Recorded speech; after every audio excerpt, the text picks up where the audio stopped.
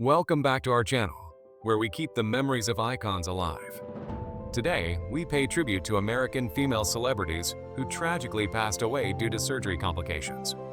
Their talent and presence captivated the world, but fate had other plans. Let's remember their stories and the lasting impact they left behind.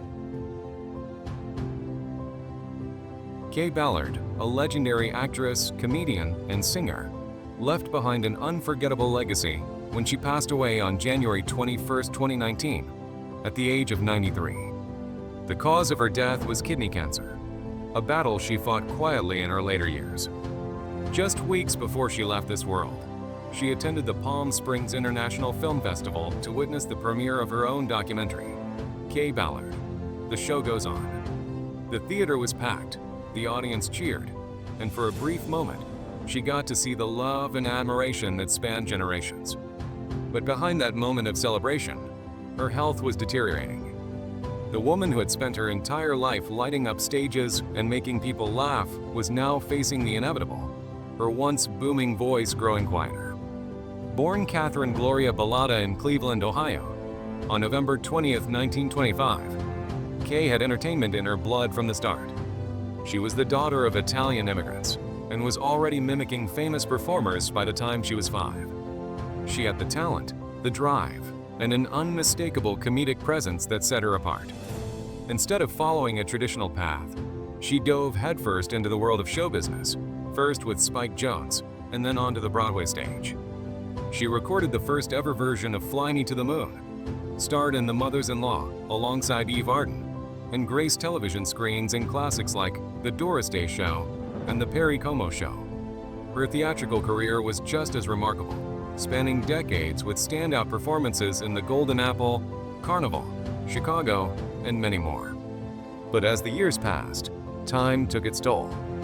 Even though she continued performing into her late 80s, her body began to slow down. By the time she reached her early 90s, she stepped away from the spotlight, spending her final years in the quiet comfort of Rancho Mirage, California. She had lived a full life, one of laughter, music, and an unwavering passion for her craft.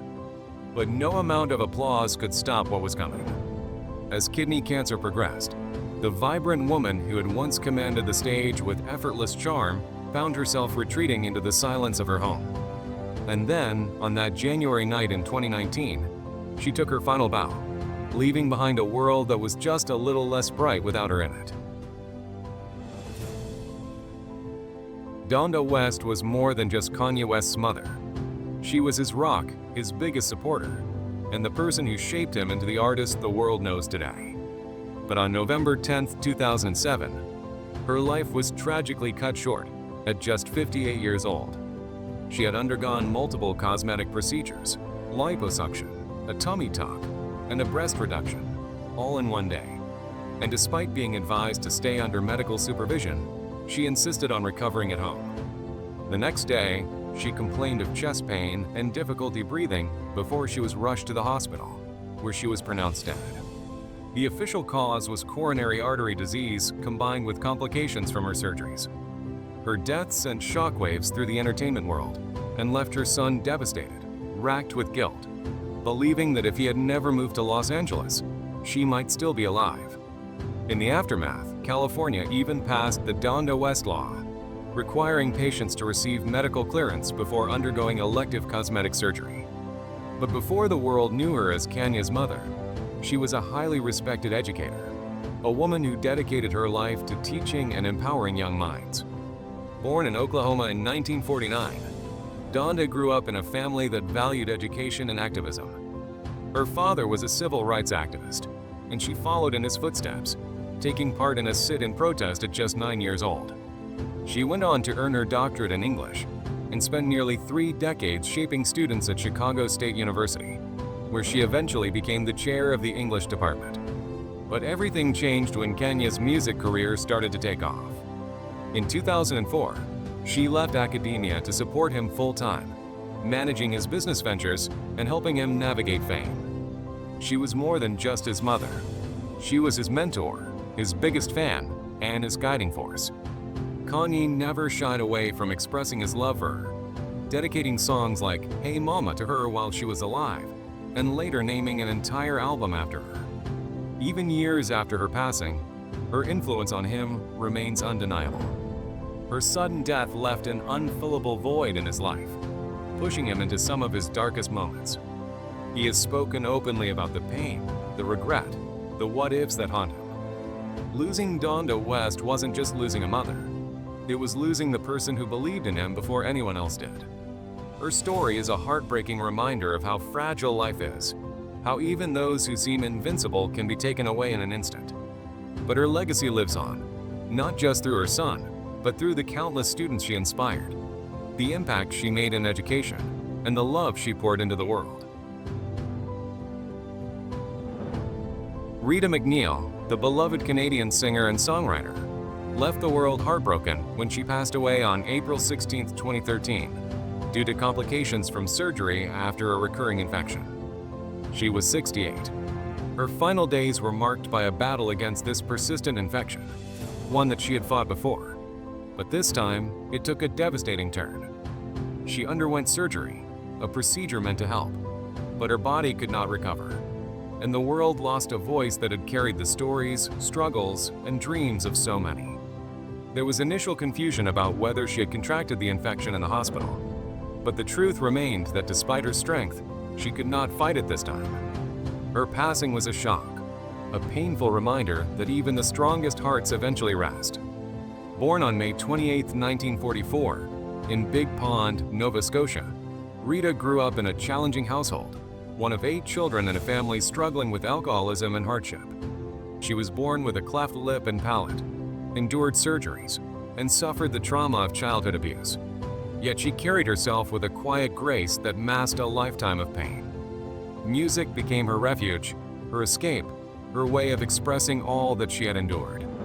It wasn't an easy road. She became a mother as a teenager, worked odd jobs to support herself and her children, and for years performed in small venues where she was often overlooked. It wasn't until her 40s that the world finally started paying attention. She released 24 albums, won multiple Juno and Canadian Country Music Association awards, and was even named to the Order of Canada and the Order of Nova Scotia. Her song, Flying on Your Own, became an anthem of resilience, mirroring her own life, and Working Man became a tribute to the hardworking laborers of her homeland. She outsold some of the biggest names in country music, proving that success isn't just about image, it's about heart. But despite her achievements, Rita remained humble, never forgetting her roots. Her voice, powerful yet tender, carried the weight of every struggle she had ever faced, and perhaps that's why people connected with her so deeply. She wasn't just a singer, she was a storyteller, a voice for those who had been overlooked, just as she had been for so long. And when that voice fell silent in 2013, it felt like losing a dear friend, someone who understood the pain, the perseverance, and the beauty in life's hardest moments. Even after her death, her music continues to live on, reminding us that no matter how difficult the journey, there is always a song to carry us through. Jan Crouch, a towering figure in the world of religious broadcasting, passed away on May 31, 2016, at the age of 78, just days after suffering a massive stroke. She spent her final moments in a hospital in Orlando, Florida, where her family gathered around her. The woman who had spent decades bringing faith into people's homes through the Trinity Broadcasting Network, TBN, was suddenly gone, leaving behind a legacy that was both inspiring and controversial. Her passing marked the end of an era for the network she had built with her husband, Paul Crouch, in 1973, transforming it into the world's largest Christian television network. In the days before her stroke, there was no public indication that her health was failing, making her sudden hospitalization a shock to many who followed her ministry. But her later years had been marked by legal battles, family conflicts, and allegations that cast a shadow over her once untouchable image. She was accused of financial mismanagement, spending millions on a lavish lifestyle funded by TBN donations, from expensive homes and private jets to extravagant wigs and plastic surgery. In a particularly shocking lawsuit, her own granddaughter accused her of mishandling a case of sexual assault, claiming Jan had blamed her instead of seeking justice. Despite the controversy, Jan Crouch remained a beloved figure to many, known for her larger-than-life personality, distinctive platinum blonde hair, and deep emotional connection to her audience. Born Janice Wendell Bethany on May 14, 1938, she grew up in a religious household, the daughter of a Pentecostal preacher. Her faith was the foundation of her life, and after marrying Paul Crouch in 1957, the couple set out to create a platform that would spread Christianity to millions. What began as a small venture grew into a media empire, with TBN reaching audiences across the globe. Jan played a crucial role in the network's expansion, overseeing its children's programming and later managing the Holy Land Experience theme park in Orlando. Despite the criticisms and lawsuits, she remained devoted to the cause, seeing herself as a motherly figure to both her viewers and the orphan children she supported through charity work. When she suffered the stroke that would take her life, her family shared the news with the world, calling her Mama Jan, and remembering her as a woman who had dedicated her life to faith and compassion. Her death was met with an outpouring of grief from supporters who had watched her on their screens for decades, but also renewed scrutiny over the empire she helped build. In the end, Jan Crouch's story was one of triumph and controversy, of faith and flaws, of devotion and division. She left behind a network that continues to shape Christian broadcasting, but also a complicated legacy that remains debated to this day. Olivia Goldsmith, a name that once shone brightly in the literary world, left behind a legacy of sharp wit, unforgettable storytelling, and a tragic ending that no one could have foreseen. Born Randy Goldfield on January 1, 1949, in Dumont, New Jersey, she grew up to become a best-selling author, known for her groundbreaking novel, The First Wives Club, which resonated deeply with women and was later adapted into a hugely successful film. But behind the success, behind the name changes and reinventions, from Justine Goldfield to Justine Rendell, and finally Olivia Goldsmith, was a woman searching for happiness, struggling with insecurities, and, in the end, paying the ultimate price for society's relentless pressure on women to remain youthful. On January 7, 2004, Olivia checked into Manhattan Eye, Ear, and Throat Hospital for what was supposed to be a simple, routine cosmetic procedure, a chin tuck, a decision that would lead to her untimely demise. She had undergone similar procedures before, always hoping to match the ideals that she both criticized and explored in her novels. But this time, something went terribly wrong. Even before the surgery began, complications arose. She had opted for general anesthesia, a riskier choice for such a minor procedure. And within moments of being put under, disaster struck. Her body reacted violently, convulsing with massive spasms, and in just 4 minutes, she fell into a coma from which she would never wake. The irony was heartbreaking. Olivia, who had spent much of her literary career exposing the pressures women face to stay young and beautiful, lost her life in an attempt to do just that. Her family, her friends, her readers, none of them could comprehend how a woman so full of life, so successful, could be gone so suddenly, all because of a surgery meant to erase a few lines from her face. Olivia lingered in a coma for days, and on January 15, 2004, she was declared dead at the age of 54. Her tragic end sent shockwaves through the literary world, a grim reminder of the dangers of cosmetic procedures and the unrealistic beauty standards that even the most powerful women struggle with. But before this devastating end, Olivia had lived a life full of reinvention, success, and fierce independence. She had once been a corporate powerhouse, a partner at Booz Allen Hamilton, before walking away to pursue her true passion, writing. Her books, often laced with humor and biting social commentary, spoke to women who had been wronged, overlooked, or cast aside. The First Wives Club became a symbol of female empowerment, a revenge fantasy turned cultural phenomenon, giving a voice to women who had been discarded by the men who once loved them. She had a knack for crafting stories that felt real because they were drawn from her own experiences, heartbreak, reinvention, and survival. She lived life on her own terms, surrounding herself with wealth, glamour, and a rotating circle of friends and lovers, never staying in one place or with one person for too long. She could be dazzling, generous, and fiercely loyal, but also elusive, enigmatic, and difficult to pin down. Her relationships, whether romantic or platonic, often burned bright and then faded just as quickly. She gave love the way she gave gifts, extravagantly, intensely, and then sometimes not at all. Her death left so many questions. Why did she feel the need to go under the knife? Did she, like the characters in her novels, believe that beauty equaled power? And if so, how did a woman who had made millions exposing these very truths fall victim to them herself? The loss of Olivia Goldsmith was more than just the loss of a talented writer. It was a loss of a woman who had fought, in her own way, to redefine what it meant to be powerful, to be independent, to be a woman in a world that often discarded them too soon. Her final days, spent unconscious in a hospital bed, were a stark contrast to the vibrant, unrelenting energy she had carried through life. And as the world mourned her, one thing became painfully clear. Olivia Goldsmith had lived for reinvention. But in the end, it was the pursuit of that reinvention that took her life.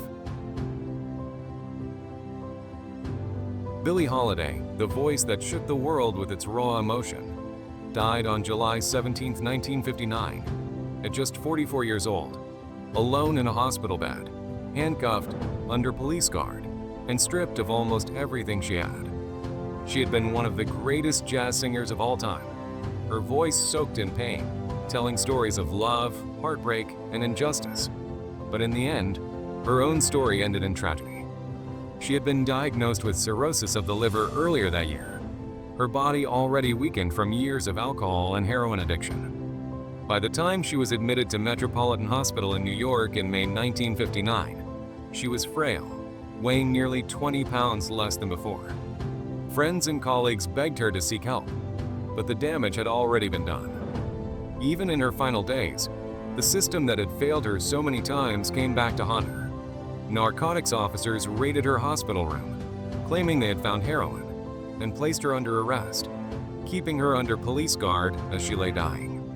She was denied proper treatment, and as her body deteriorated, she was left to suffer. On July 15, a priest was called to perform last rites, and 2 days later, she took her last breath, her heart failing under the weight of it all. A woman who had given the world so much music, so much soul, died with just 70 cents in her bank account. Born Eleanor Fagan on April 7, 1915, in Philadelphia, she was abandoned by her father and left to navigate a world that was unkind to a young black girl with a dream. Raised in poverty, she found solace in music, inspired by the voices of Bessie Smith and Louis Armstrong. By her teenage years, she was singing in Harlem nightclubs, her voice carrying a pain that felt too deep for someone so young. Discovered by producer John Hammond, she recorded her first songs in the 1930s, and soon her career skyrocketed. Her ability to turn lyrics into pure emotion set her apart. Songs like Strange Fruit, a haunting protest against lynching, cemented her place in history. But with fame came struggles. She battled addiction, abusive relationships, and relentless racism, all while trying to keep her career alive. In 1947, she was arrested for drug possession and spent time in prison, unable to perform in nightclubs due to a revoked cabaret card. Still, she fought back, filling Carnegie Hall and continuing to record. But by the 1950s, the years of pain, drugs, and legal troubles caught up with her. Her voice, once smooth and soaring, had become weathered, heavy with the weight of her suffering.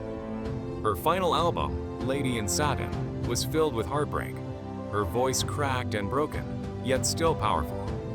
And then, as if the world had taken all it could from her, it let her slip away. The woman who had sung of love and loss with unmatched depth had lost her own battle, not just to addiction, but to a society that never truly protected her. Yet Billie Holiday's voice never really died. Her music still lingers, her pain still felt, her story still told, a reminder of both the beauty and brutality of life. Gone too soon but never forgotten. Their legacy continues to inspire. If you found this tribute meaningful, don't forget to like, share, and subscribe as we honor more unforgettable stars.